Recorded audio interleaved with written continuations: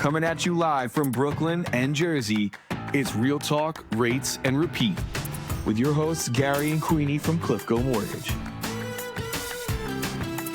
Real stories, real advice, no fluff. Let's go. Welcome to Real Talk, Rates, and Repeat, the podcast where mortgage means mindset and real estate gets real. We're your hosts, Gary and Queenie. We're two mortgage bankers with a lot to say and even more to uncover. Let's talk shop, let's spill some secrets, and let's repeat the stuff that really matters. Yes, thank you, Gary. Hey guys. So today I really want to talk about mortgage rates. I want to actually Okay. demystify mortgage rates. So That's what do a you think I'm good talking about topic. here?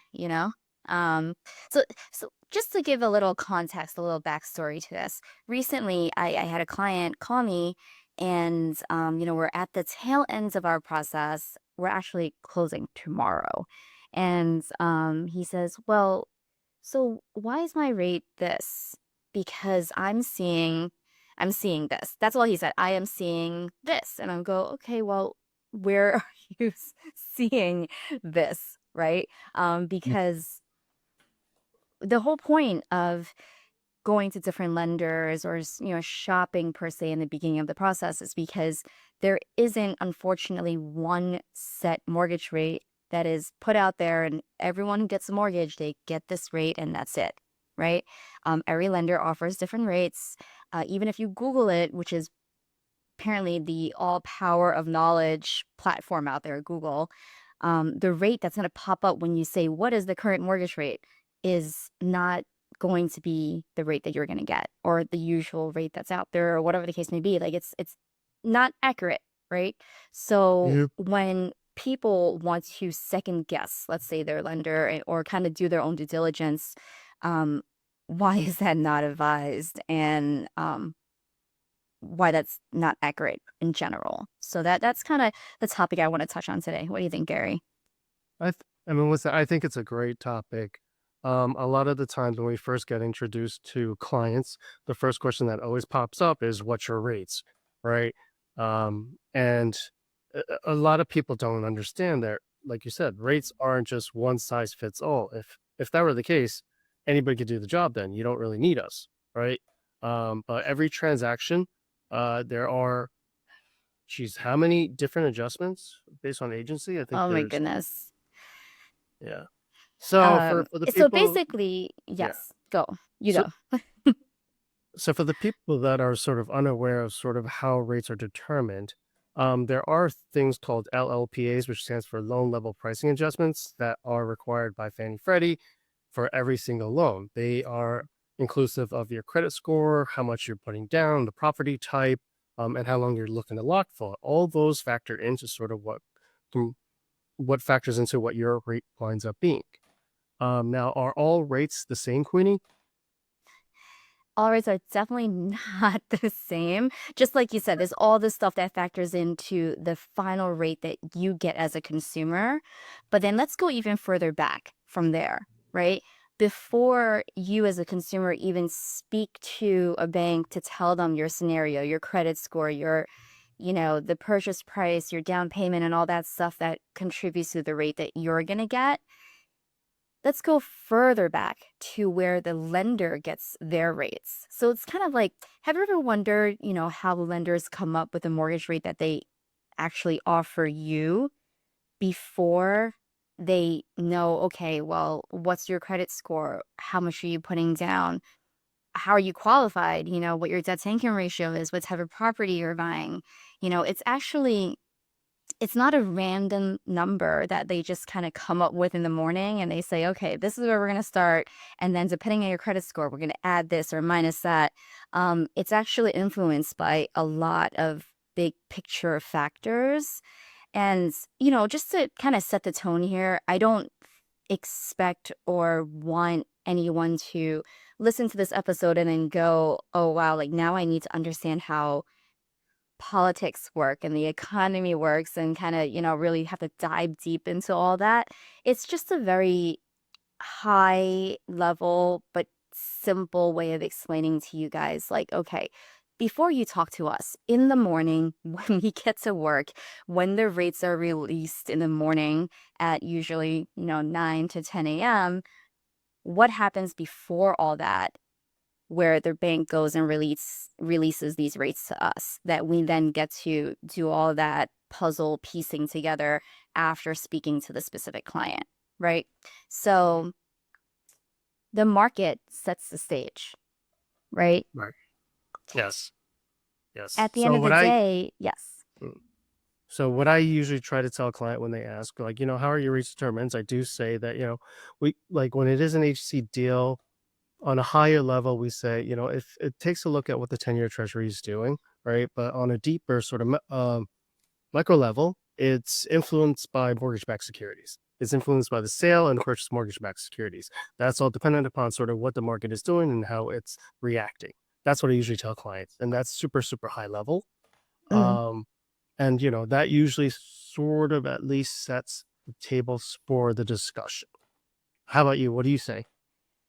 Um, pretty similar actually. And it really depends on how informed that specific buyer is. Because some buyers are kind of like, all right, I just don't really want to hear about the nitty-gritty part of it. They just want to know that, like, okay, on, like you said, a very high level, well, this is your credit score, therefore we have to do this. This is how much you're putting down, therefore we have to do this.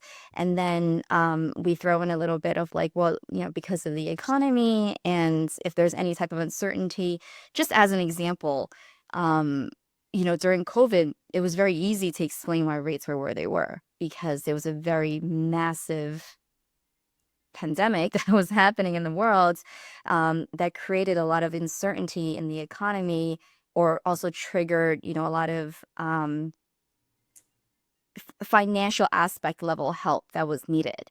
So that sense was easy to explain. But right now, if let's say I'm approached by a very well-informed buyer who really wants to understand what's happening behind the scenes, I tell them, there's three big factors that play into the interest rates. There's inflation, the Federal Reserve policy, and then also the bond markets, which is what you were saying before, right? So the bond markets is what moves it from day to day. And I think the other two parts, which is the inflation part and the Federal Reserve policy, are the two less volatile factors. But then Yep. those three items is actually what the bank takes into consideration every day in the morning before they release the rates to us. And then after it gets to us, then we talk to the buyer and we're like, okay, how much are you putting down? What is your credit score? Is this a primary residence or an investment property?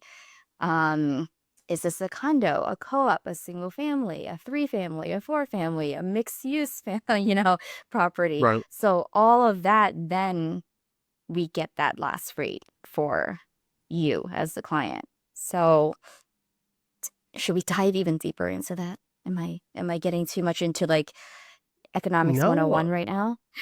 no. I mean, so I go high level just because it sort of sets the stage because during any consultation, what they're going to ask you is, well, how can I track where rates are, right? That's typically what they're going to say, right? Yeah. And what I don't want them to do is, it's like you said in the very beginning, Google. It's not the know all be all that it is. I don't want them to go out there and be like, what's the mortgage rate today? Like, I don't want that.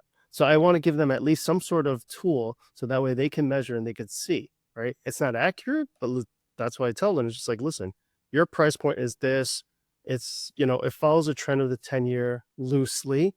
So just take a look to see what the 10-year is, and they're like, okay, that is sort of why I say that. I don't really go, like you said, like, too much further in. But since we are on the discussion of rates, and we did mention Google, like, what are some of those sites and what are some of the tools that quote unquote these informed buyers are using to find Um, out rates? Because I can give you some examples that infuriate me. like google.com. No. Because that's actually, I personally think that's actually the worst one because it just gives you too many choices. right? Yeah. Like google.com will either send you into like what's that like bankrate.com, or they'll send you to, like it's it's Google, it's their algorithm is to pull whatever is the top searched websites, but over, how many billion different searches, and to just kind of spit it all back out to you.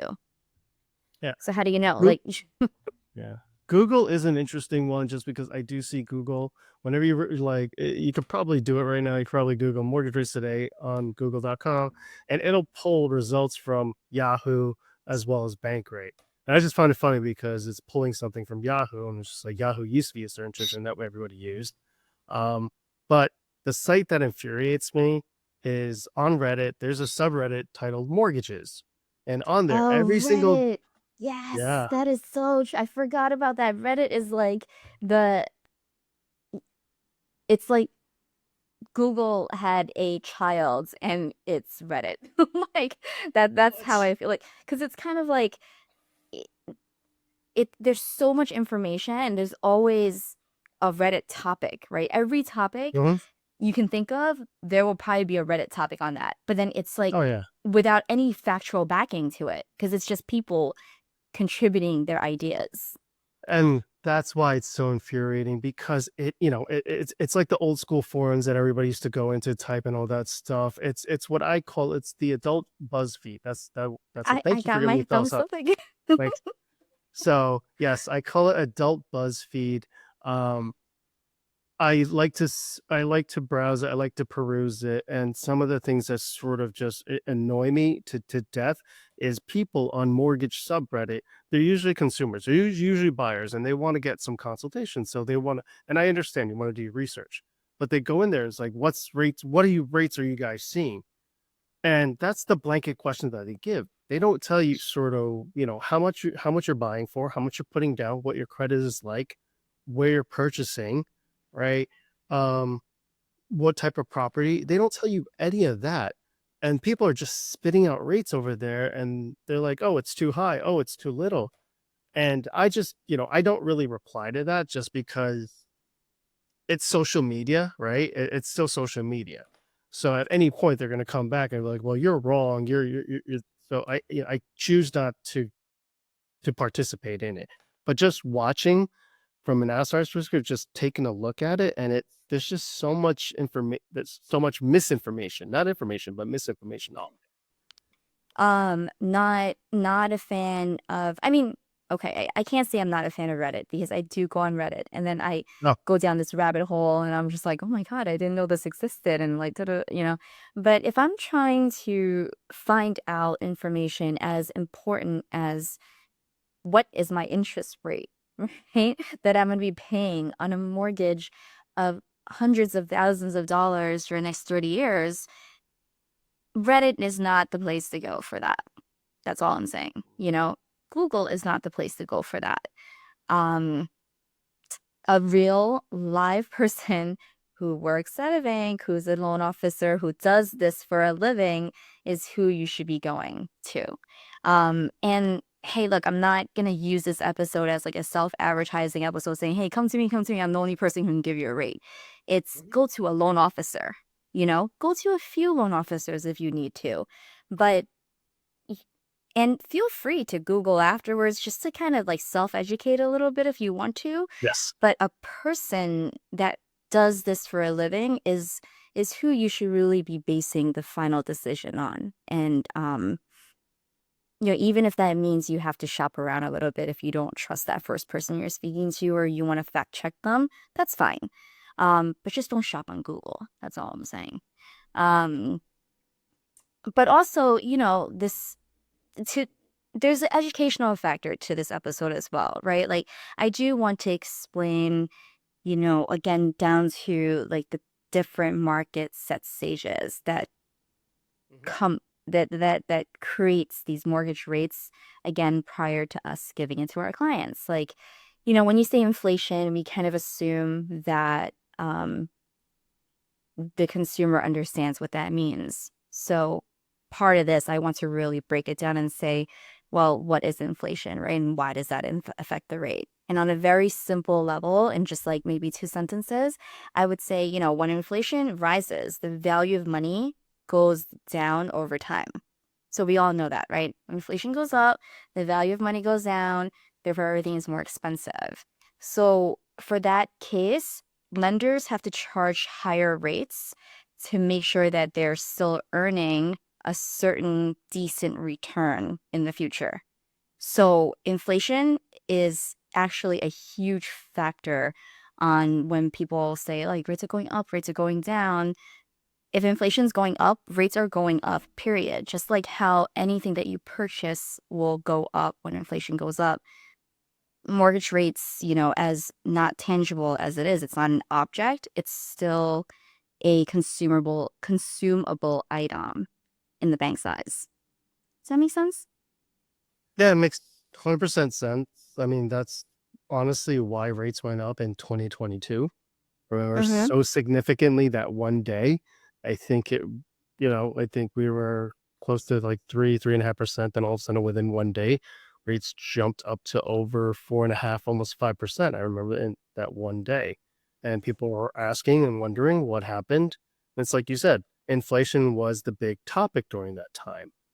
And inflation continues even today to be a hot topic to influence to see where rates are going. So I 100% agree with that. Um, Definitely influences, and the market reacts also based upon sort of what inflation data is. Yeah, you can kind of think of it this way. Like if a lender gives you a loan today and but the money is worth less in 5 years. You don't know what's going to happen in 5 years, but they look at the trajectory, they look at the economy, and it seems like we're heading in a direction where, money could be worth less in 5 years. What are they going to do? They're going to want to make sure they build in some sort of cushion. And by doing that, they give you a higher rate. So that's kind of like a very consumer level explanation as to how inflation affects the actual interest rate that's being put out there. And then, of course, let's say that's their assumption, depending on the trajectory. But let's assume that, or let's hope, not assume, let's hope that, inflation doesn't keep going up. Then what happens in 5 years? The rates may go down, which is still fine for you as the client, as the buyer right now, because what can you do then? You can refinance to a lower Refinance. rate. Yep. Exactly. Yeah, I think that's honestly, that's honestly a mistake that everybody sort of, I think really makes, especially as first time home buyers. I understand the need and the education piece where everybody's saying, do a 30-year fix, do a 30-year fix, do a 30-year fix. But in reality, you and I know, like, how many people actually keep a mortgage for 30 years, right? I think if you actually Google it, it's it's going to say, the average time that a person holds on to a mortgage is anywhere from 5 to 8 years. So yeah, while it's good to sort of um find out, and I think it's a very good comparison tool, right? To measure banks against banks. But I think Hmm. that truly the truly qualified and top loan originators out there, they talk to the clients and they find out sort of their whole situation, their whole scenario, how long they're going to be in the house. Because like you said, yes, we're all measured upon the 30-year fix, but that might not be the right product for everybody. So I think that's also a very important topic and point that people should take into consideration. I've been doing this for 20 years. And Mhm. one thing that I've been saying more than ever the past few years, I wouldn't say the past, like, say, 3 or 4 years now, is forget about the interest rate, the number in front of that percentage sign. Let's talk about Yeah. the monthly payment, right? Right. And that's what that goes to your point of saying, like, hey, when you talk to your client and you really understand their intentions for the property, their comfort level for making the mortgage payment, that could then set the whole tone and how you educate them or advise them on how to move forward with their mortgage. Because if someone comes to you and they say, hey, I I'm paying $3,000 a month in rent, and I I'm fine with that, and that's where my comfort level is. But then when you look at their income, they qualify for a $10,000 payment, right? Mhm. It doesn't mean that they need to go and get that $10,000, monthly payment amount. It's you going out of your way to talk to them and understand where their comfort level is, because they also have to know, hey, if I can't, yes, I can pay $10,000 a month, but that may mean that I will have to think twice about going on vacation during the summertime, right? Or if like I want to make any other purchases in the future, like sometimes buyers don't think that far. They're just kind of like, "Oh, well, I want to see what I can qualify for. I want to see what the max is." And they're just going out there and they're basing everything off of numbers and numbers that like we're giving them. But like I said, hey, like you can qualify for a $10,000 monthly payment, but do you want to do that? Do you want to go from paying $3,000-$4,000 rent to paying $10,000 even though you could afford it? Let's really like dive a little deeper. And then to your point about their intention for the property, they could be in their early 20s buying their first studio or one bedroom, but okay, so maybe you have like a significant other, right? Or you do have plans to, and you want to, like, hey, maybe one day, I will build a family and, whatnot, and you don't have to upgrade. Chances are, if you have that in mind, or if it's somewhere in your horizon, you're not holding that one bedroom or studio for 30 years and living there. So as a loan officer, you would talk to them and kind of say, all right, well, you could either possibly rent it out, or you can refinance it later on, or you can sell it. You have blah, blah, blah. Like that all plays into how you structure their loan, or even advise on what loan products to go with. Yeah. But I mean, No, that's a whole other episode, right? Loan products. yeah, products is completely different, but it's like you said, we have to find out their intentions, their future goals, and the the number one thing is it's called a starter home for a reason. You start there, but it doesn't mean you're going to end there, right? Like you said, most people, they could be buying a studio, they could potentially want a 1 or 2 bedroom later on, or they might choose to move to the suburbs. I mean, that's the natural progression.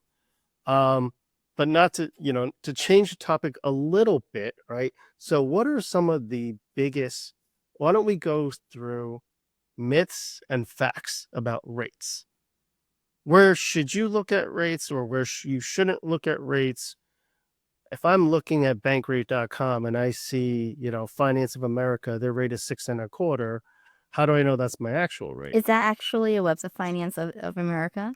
Did you just That make is that up?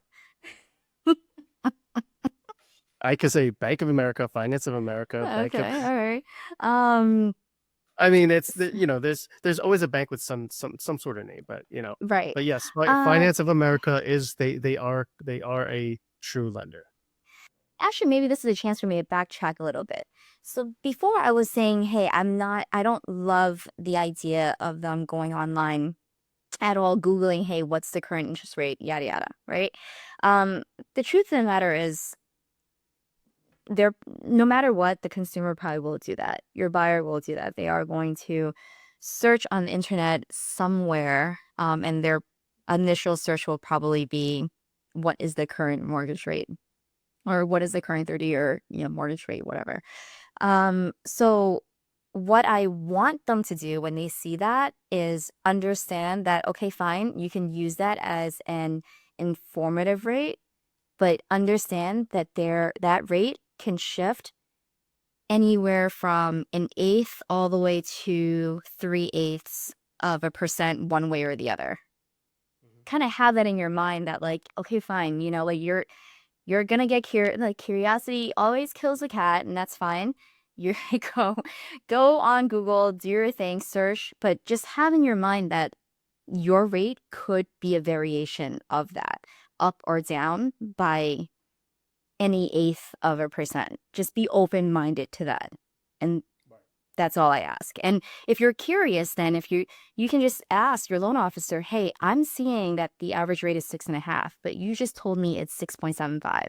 Like, what is it? Like, how did you go from there to there? And I'm more than happy to explain, like, okay, well, this is what I'm taking into consideration. And also, don't forget, bank to bank also offers different rates. So I will explain that, but be open-minded that there is that variation. That would be the one thing I would ask for. Whenever I have a client there, and I do recommend them to go shopping around, go take a look, but I do ask them to speak to the loan officer and don't go online, because half the time they'll go online, they'll go to usually their bank's website and they'll look at, what's today's rates for mortgage. And usually those rates on there are nationally published nationwide rate, right? It's an average of what their rates are throughout the nation.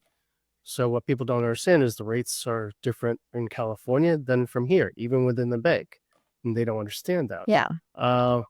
And the other thing that they don't understand is it's like you said, a lot of the rates that they're quoting online, they are associated with discount points. So for the people that don't know what discount points are, they're just money that you're paying the lender in order to get your rate lower. That's all it is. And what they don't understand is whenever they go to their bank's website, a lot of it's in little tiny fine print. But like I said, they're charging almost sometimes, usually like a point or more just to get And that a point rate. is 1% of your loan amount, right? So whatever your loan Yes. amount is, 1 point is 1% of that. But to Gary's point, it's in fine print. They'll tell you, they'll put the rates, 30-year fix, 6.5, and then in tiny fine print comes with 1 point, or subject to XXX credit score, or whatever the case may be. Every bank will always have a lot of fine print and disclaimers, because imagine they just put up there like, this is the rate, and that's the rate they're going to have to give you no matter what your scenario is. It's impossible. No bank will do that. No lender will do that. So there's always going to be fine print. And if you want to go ahead and read the fine print for every single lender that you're going to shop through online, go ahead and do that. Or you can just speak to a loan officer who will do all that work for you. And then until next time, me throw a new crazy topic at you guys. Well, thanks for tuning in, guys. We will see you at your next episode. And for our contact information, just stay tuned. It's in the end.